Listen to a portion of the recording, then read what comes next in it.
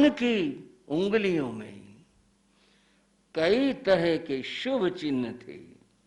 शंख, चक्र, स्वास्तिक ऐसे चिन्ह थे जो रेखाओं से निर्मित होते हैं।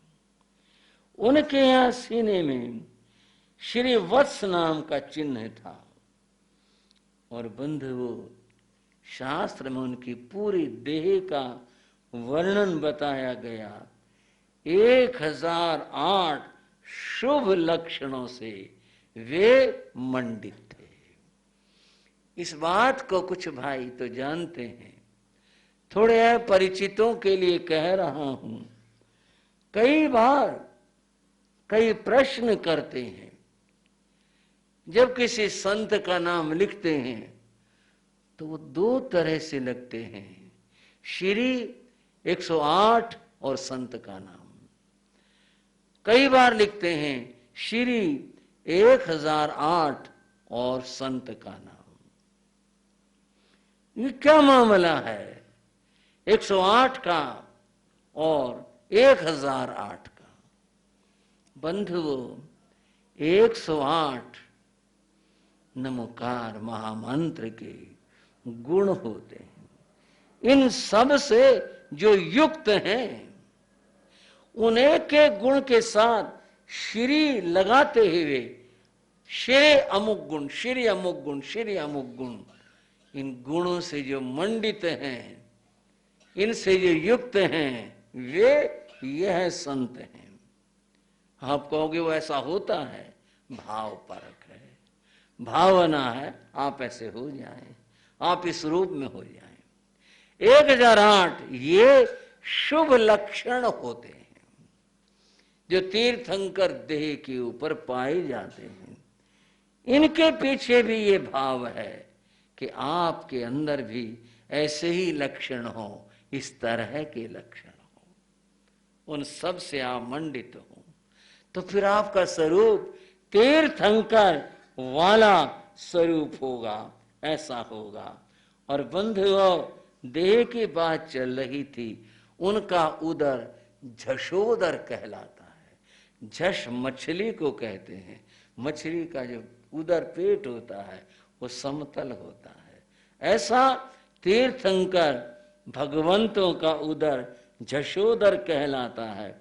उनके जो नख होते हैं वे ताम्र वर्ण होते हैं। तांबे का जो वर्ण है उस तरह के होते हैं, वैसे होते हैं। और बंधुओं, उनकी देह के और लक्षणों की बात आगे बताई गई है। बात कर रहे हैं इन सारे लक्षणों से जो युक्त और मंडित है। एक क्षण के लिए अपने मन में भीतर में उतर करके देखो, ऐसा ऐसा महापुरुष इन सब से मंडित उस वृक्ष के नीचे प्रभु खड़े हुए हैं ध्यान अवस्था में। तीर्थंकर के श्वास से सुगंध आती है, और इतना ही नहीं, उनकी देह से भी सुगंध आती है। महापुरुषों के देह से सुगंध का वर्णन केवल तीर्थंकरों के संदर्भ के लिए तो जैन शास्त्रों में आया ही, अन्य परंपराओं ने भी अपने अपने महापुरुषों का जहाँ जिक्र किया तो वहां सुगंध का जिक्र किया। उनकी देह से इस प्रकार की सुगंध प्रवाहित हो रही है। सूर्य अस्त हो गया था और वन सन्नाटा, गहरा सन्नाटा। हाँ, कभी कभी उल्लू जैसे पक्षी जब जोर से चीखते हैं उस समय वातावरण भयावह हो जाता है, और कभी कभी गीदड़ चीखते हैं तो भयावह हो जाता है, और कहीं दूर शेर की दहाड़ सुनाई पड़ी है। महावीर अचल अडोल अकंप है।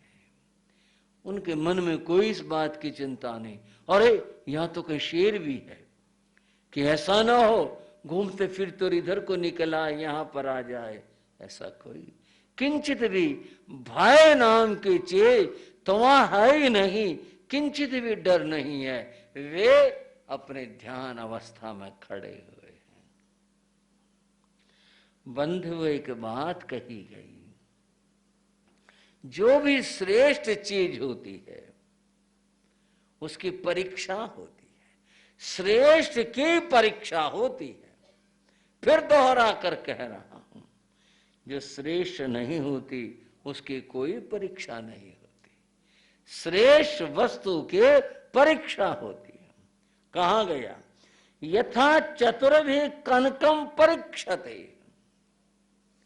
सोना जैसा कहता है, कहा जाता है, लोग मानते हैं, सोना तो सोना होता है, श्रेष्ठ धातु है।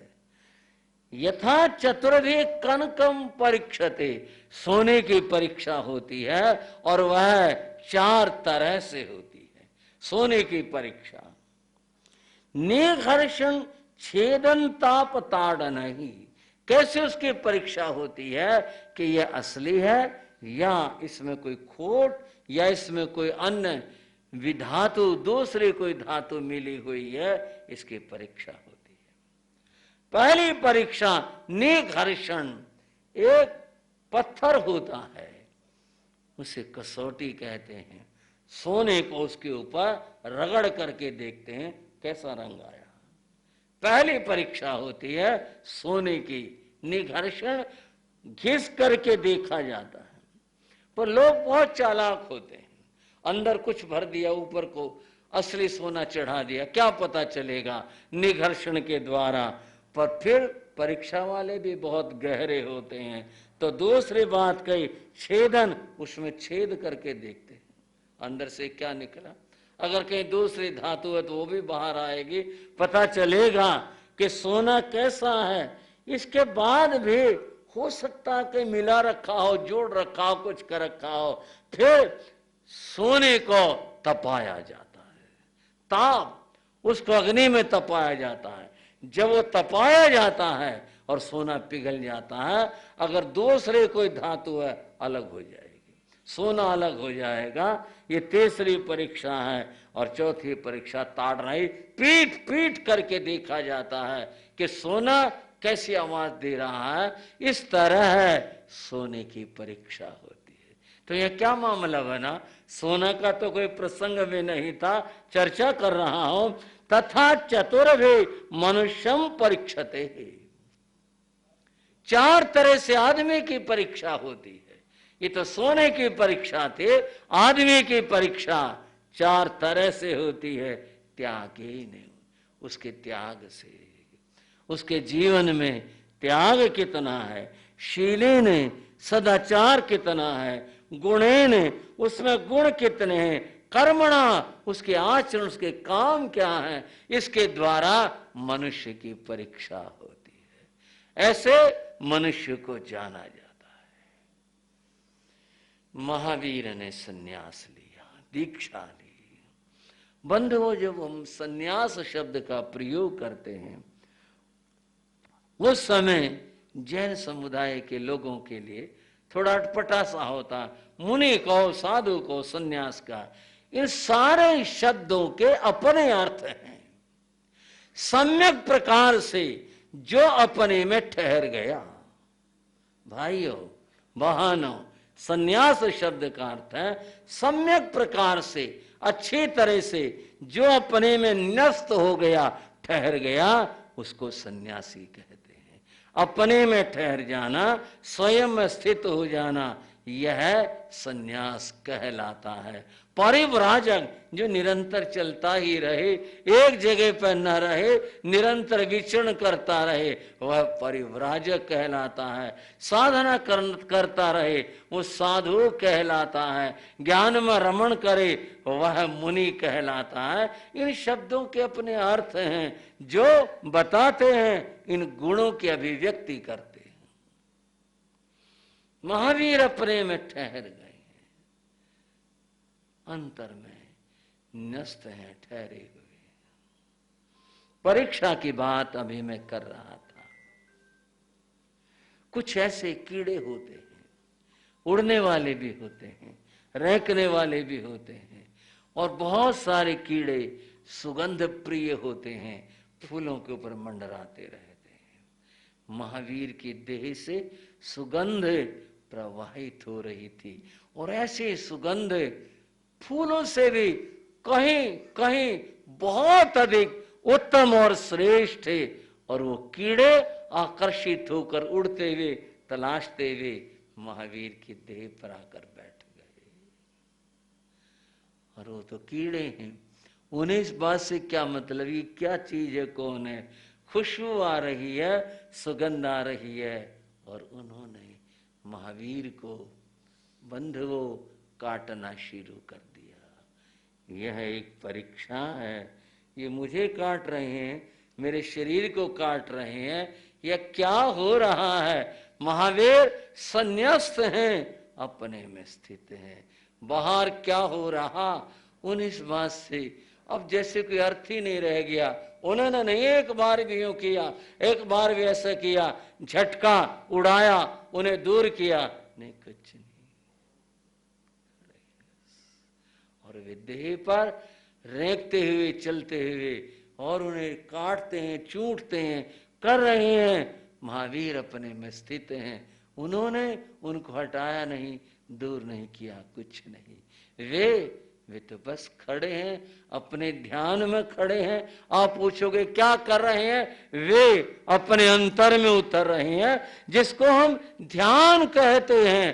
तीर्थंकरों की साधना ध्यान की साधना है। अन्य संसार में अनेक तरह की साधनाएं हैं, तीर्थंकरों की साधना ध्यान की साधना है। वे अपने ध्यान में स्थित हैं और यूं ये चलता ही रहा रात भर। वो सुगंध प्रिय जो कीड़े थे उन्हें काटते रहे।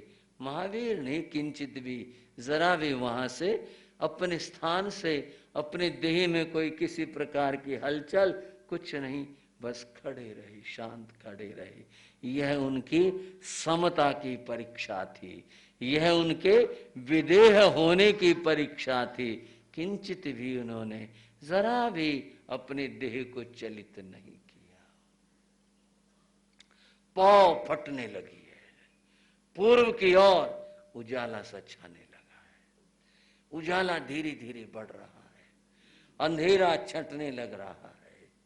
और अब तो पक्षी कलरव करने लगे हैं, चिड़ियाएं चहकने लगी हैं, वन का वातावरण बदलने लगा है। और यूं अंशु वाली सूर्य उदित हो गया, हल्की बहुत मीठी सी धूप छा गई, पेड़ों की पत्तियां सब उस हल्की हल्की धूप में रंग गई हैं, सूर्य का उदय हो गया। और यूं जनजीवन के अंदर संचार हो गया। जो काम करने वाले लोग थे खेतों में और वन में, जहां जो जिसका काम था, यात्री अपने अपनी कार्य के लिए निकल पड़े हैं, जा रहे हैं। जागृति का संदेश आया है, जागृति हो गई है, खेतों वाले खेतों में जा रहे हैं। यहां से कुछ दूरी के ऊपर एक गांव है करमार जिसका नाम है। वहां का एक किसान अपने खेत में काम करने के लिए घर से चला है। उसके पास 2 बैल हैं। आज उसने खेत में जाकर के हल प्रवहन करना है, हल चलाना है। वह हल भी लेकर के आया है और 2 बैलों को लेकर आया है। आ रहा है, उसका रास्ता इस जंगल से होकर उस एक पगडंडी से आगे बढ़ते हुए पार करके मेरे पास भी परीक्षा को आया कि भाई मैं तो बहुत साधारण हूं। वो उसको पार करके जाना है। वन के अंदर वह आया और सहसा उसको एक बात याद आई, अरे ये क्या हुआ, कहां क्या बात होगी। वह घर के ऊपर एक चीज भूल आया है, चाहे छोटी हो चाहे बड़ी हो, हर चीज की अपनी उपयोगिता होती है।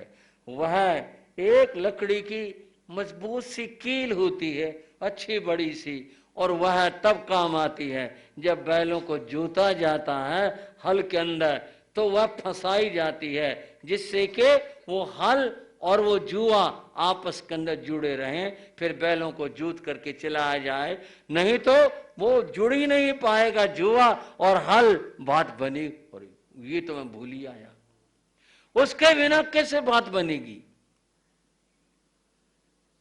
बड़ी मुश्किल की बात होगी। अब फिर जाना पड़ेगा, कोस भर दूर जाना पड़ेगा, वहां पे जाना पड़ेगा, धूप चढ़ जाएगी, खेत में काम कैसे करूंगा? कोई एक विचार उसके मानस में से घूम गए, कैसे करूं? एक विचार आया, इन बैलों को मैं यहां छोड़ दूं, ये चर लेंगे, थोड़ा सा खा लेंगे, घास खा लेंगे, हल को मैं रख देता हूं और वहां पे जाकर वो केली मैं ले आता हूं और फिर इनको लेकर के अपने खेत में आगे निकल जाऊंगा। ऐसे छोड़ना तो ठीक नहीं रहेगा। बैलों को 100 मामले होते हैं, क्या करूं? नजर गई, देखा एक साधु खड़ा है, चुप, आंखें मूंदे हुए, ऐसे ध्यान में। महावीर थे। ओ बाबा, बाबा ने नहीं देखा। और सुनता है मेरी बात सुन महावीर, अच्छा मेरी बात सुन, मैं अपने बैल यहां छोड़कर जा रहा हूं, जरा ध्यान रख लियो, अभी आ जाऊंगा थोड़ी देर के अंदर। और ये कहकर मन में ये विश्वास करके इसने सुन लिया है, महात्मा है, चलो आंखें मूंदे है, थोड़ी देर के अंदर तो खोलेगा ही। जो भी कुछ कर रहा है, अपना भजन बंदगी जो भी है कर रहा है, उसने बैलों को छोड़ दिया, रस्सी को खाली लपेट दिया, बैल स्वतंत्र हैं और वह गांव की ओर चला गया, अपना वो वस्तु साधन लेने के लिए चला गया। वो तो चला गया। बैल तो बैल है, उन्हें इस बात का तो ज्ञान नहीं है कि तुम्हारा मालिक गया है और तुम्हें यहाँ रहना है, क्या करना है। पशु तो पशु होता है। बैल चरने लगे और चरते चरते आगे बढ़ने लगे और बढ़ते गए, चरते भी गए और यूं दूर निकल गए, बहुत दूर निकल गए। हल वहीं पड़ा था, बैल बहुत दूर आगे निकल गए।